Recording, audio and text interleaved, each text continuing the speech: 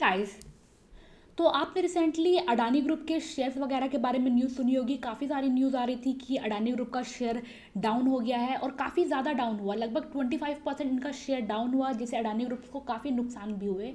तो यहाँ हमें काफ़ी सारी पार्टी सुनने के लिए मिली, एनएसडीएल मिला, एफपीआई मिला। तो आज के सेशन में हम इन सारी चीज़ों को समझेंगे। सबसे पहले ये देखेंगे कि अडानी ग्रुप वाला केस क्या है, उसके बाद हम एफपीआई और एनएसडीएल के बारे में भी इन्फॉर्मेशन लेंगे। तो चलिए फटाफट अपने सेशन को स्टार्ट करते हैं। Welcome to ambitiousbaba.com। और सबसे पहले हम ये समझते हैं कि देखिए, आपको अडानी ग्रुप के बारे में पता होगा।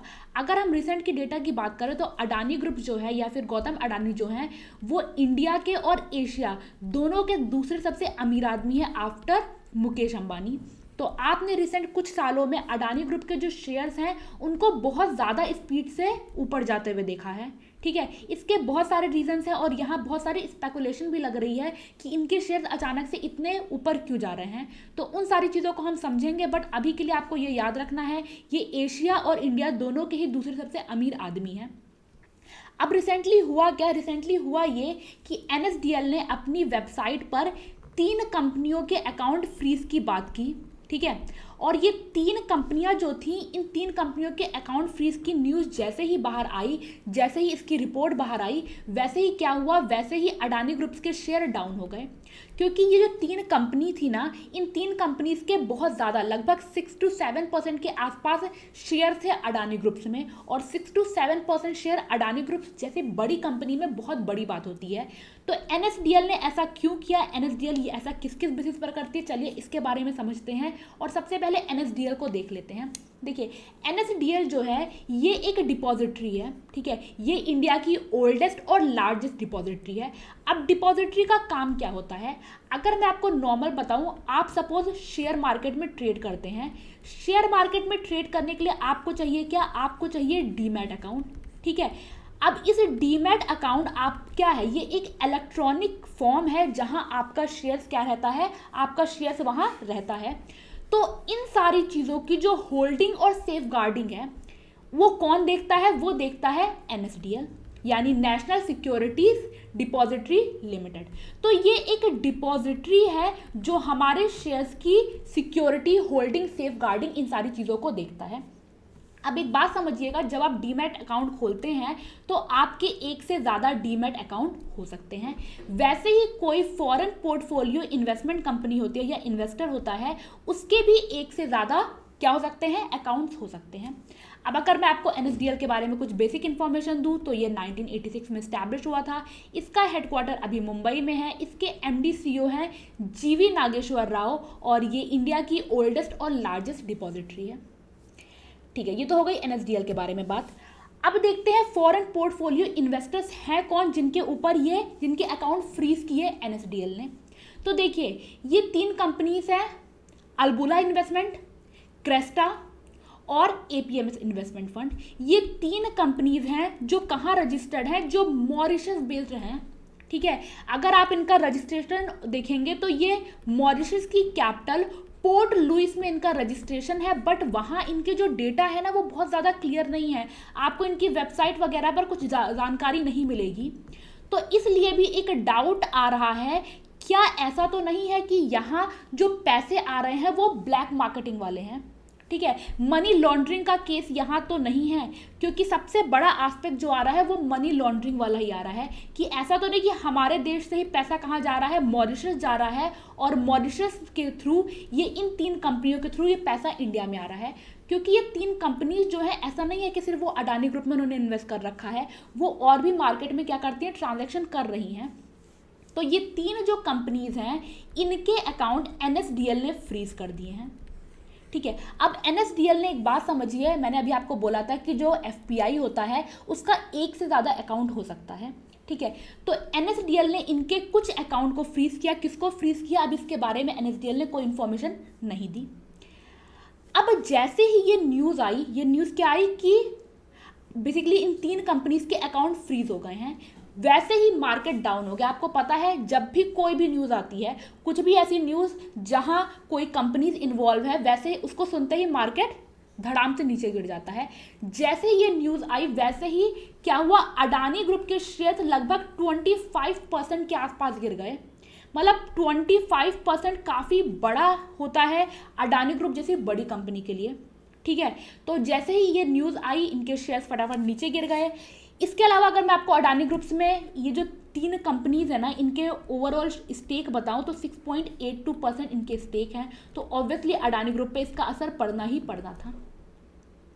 ठीक है, अब क्या हुआ, अडानी ग्रुप ने इसके बाद क्या किया, इन्होंने एनएसडीएल को कांटेक्ट किया, बट एनएसडीएल से कांटेक्ट और वहाँ क्या इन्फॉर्मेशन आया उस पर जाने से पहले एक बात समझिए, अगर किसी का अकाउंट फ्रीज होता है तो वो फ्रीज किस किस बेसिस पर होता है, इनसफिशिएंट डिस्क्लोजर ऑफ इंफॉर्मेशन, जहाँ इंफॉर्मेशन को अच्छे से डिस्क्लोज नहीं किया गया है, prevention of money laundering act.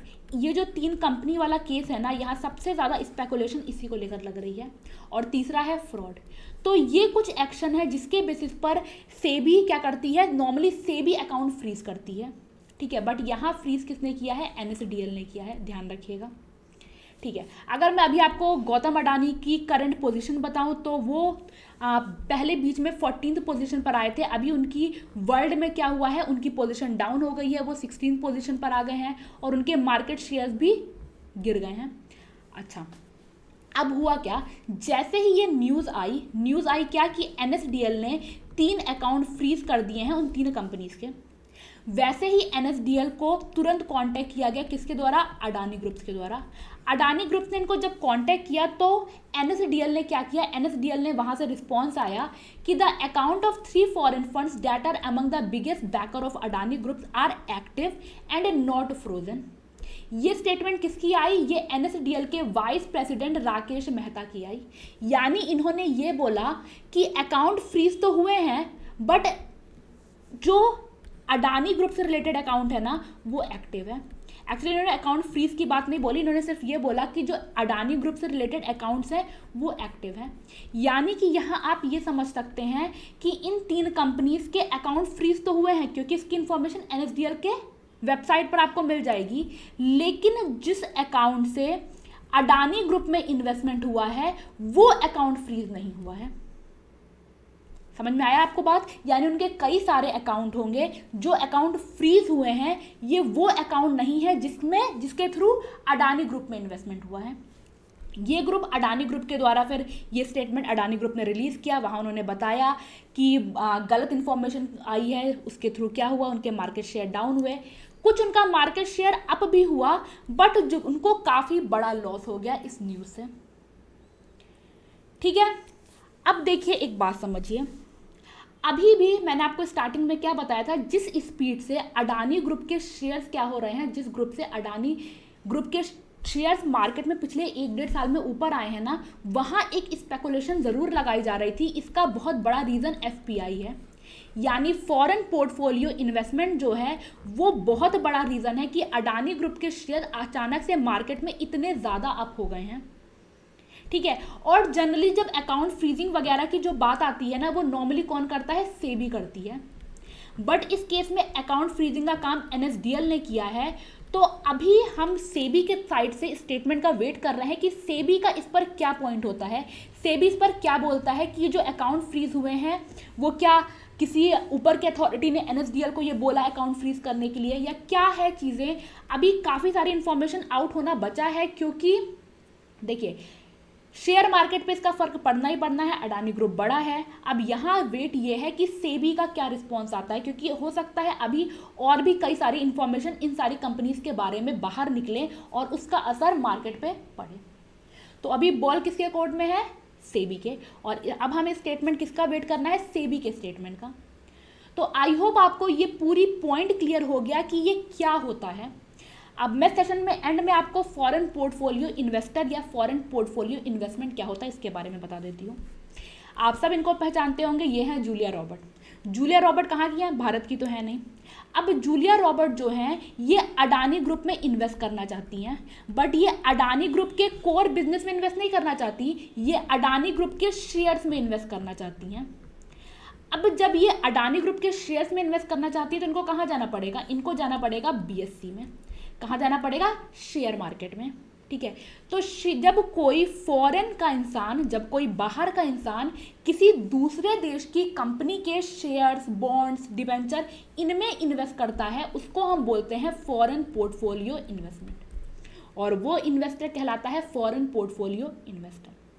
यहाँ आपने अक्सर एक टर्म और सुना होगा, FDI, foreign direct investment. Foreign direct investment जो होता है वो जनरली कंपनी के कोर बिजनेस में होता है, उनके एसेट्स वगैरह में होता है, बट यहाँ जो चीज़ें हैं वो है फिनेंशियल, यानी शेयर, डिबेंचर, इस टाइप की चीज़ें। जैसे कि आप हैं, आप किसी फॉरेन की कंपनी का शेयर्स खरीदना चाहते हैं, तो आप उस केस में यूएस मार्केट में जाएंगे, आप न्यूयॉर्क स्टॉक एक्सचेंज पे जाएंगे और शेयर खरीदेंगे, तो आप उनके लिए क्या होंगे, फॉरेन पोर्टफोलियो इन्वेस्टर होंगे। ठीक है, तो आई होप आपको ये पूरी पॉइंट समझ में आ गया कि ऐसा क्या हुआ, कौन सी वो 3 कंपनियां थी जिनका असर पड़ा किस पर, जिनका असर पड़ा अडानी ग्रुप्स पर। ठीक है, बट अभी बहुत सारी इंफॉर्मेशन का बाहर आना बचा हुआ है, और बहुत सारी चीज़ें जब बाहर आएंगी तो उसका असर शेयर मार्केट पे पड़ेगा ही पड़ेगा। तो इसी के साथ मैं इस सेशन को यहीं रैप अप करती हूँ। आई होप आपको चीज़ें क्लियर हो गई होंगी। अगर आप कॉम्पिटिटिव एग्जाम्स के प्रिपरेशन कर रहे हैं तो आप test.ambitiousbaba.com पर जा सकते हैं, वहाँ आपको बहुत सारे मॉक टेस्ट अवेलेबल होंगे। साथ ही साथ आप एम्बिशियस बाबा के यूट्यूब चैनल को फॉलो करते रहिए, यहाँ आपको आपके कॉम्पिटिटिव एग्जाम प्रिपरेशन के लिए बहुत सारे मटीरियल्स मिलेंगे। तो जल्दी हम मिलेंगे कुछ नए टॉपिक के साथ, कुछ नई डिटेल्स के साथ। तो चलिए, ध्यान रखिए। Thank you, God bless you and जय हिंद।